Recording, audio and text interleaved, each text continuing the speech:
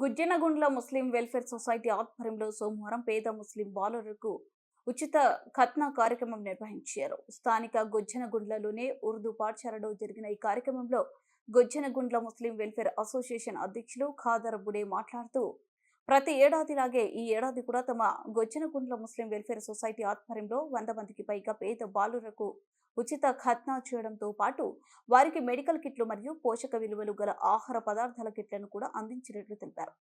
ఈ కార్యక్రమంలో Gujjanagundla Muslim welfare society secretary Sheikh Hussain Saheb, joint secretary Sheikh Meeravali, ఇంకా షేక్ అబ్బాస్ పి మస్తాన్వలి, షేక్ హజరత్ అలీ, షేక్ సుభానీ, షేక్ షాహిద్ వలీ పఠాన్, ఫిరోజ్ తదితరులు పాల్గొన్నారు.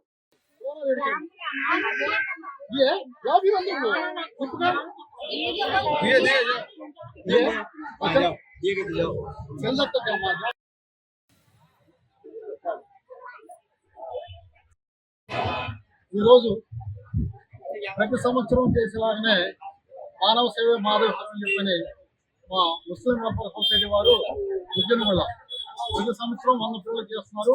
ఈ సంవత్సరంలో 100 పిల్లలు చేశాము. ఈ ట్రస్ట్ గత 20 సంవత్సరాలు జరుగుతుంది.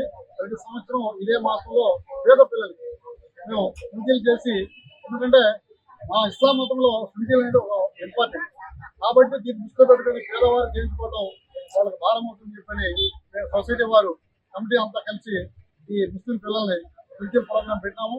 సుంకీలు చేసిన తర్వాత వాళ్ళకి మెడిసిన్ ఇస్తున్నాం, 1 వీక్ సరిపోను, అట్లా ఒక కిట్ ఇస్తున్నాం, వాళ్ళని సరిపోను. అట్లాగనే వాళ్ళకి సదుపాయం కావాల్సిన మాకు కమిటీ వారు అందరికీ హృదయపూర్వక ధన్యవాదాలు.